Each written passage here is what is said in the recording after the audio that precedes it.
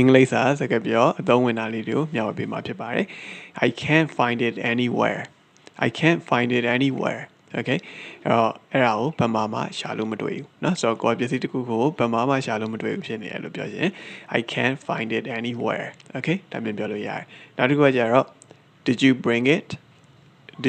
it okay ယူလာခဲ့လို့လားပေါ့နော်ဆိုတော့တခုယူလာခဲ့လို့လားလို့မေးချင်ကျတော့ did you bring it okay ဒီလိုယူလာခဲ့လားအဲ့လိုမျိုးလေးမေးလို့ရပါပေါ့နော်နောက်တစ်ခုကကျတော့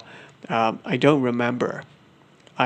remember okay မမှတ်မိဘူးနော်ဆိုတော့တခုမမှတ်မိဘူးပေါ့နော်ခုနယူလာခဲ့လားလို့မေးရဆိုကမမှတ်မိဘူး I don't remember okay ဒါမျိုးလေးပြောလို့ရတယ်နောက်တစ်ခုကကျတော့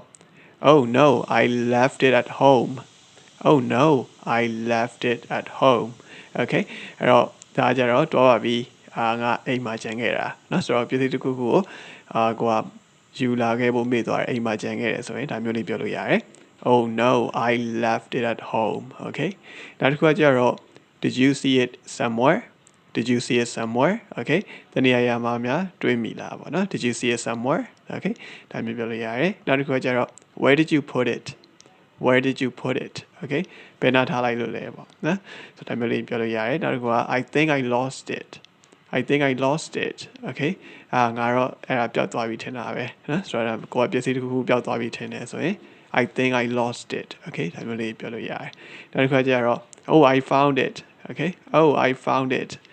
ngā ရှာတွေ့သွားပြီနော်ဆိုတော့ဒါမျိုးလေးဟိုတခုရှာတွေ့ရဆိုရင်ကျွန်တော်ဒီ I found it okay ဒါမျိုးလေးနဲ့ပြောလို့ရတယ်ဟုတ်ကဲ့ပါကျွန်တော်ဒီ Foundation for English ရဲ့သင်ခန်းစာတွေကို Facebook မှာရော YouTube မှာလေ့လာလို့ရပါတယ်လေ့လာပြီးတော့ကိုလည်းကျေးဇူးအများကြီးတင်ပါတယ်နောက်ထပ်သင်ခန်းစာဗီဒီယိုတွေမှာပြန်တွေ့ပါမယ်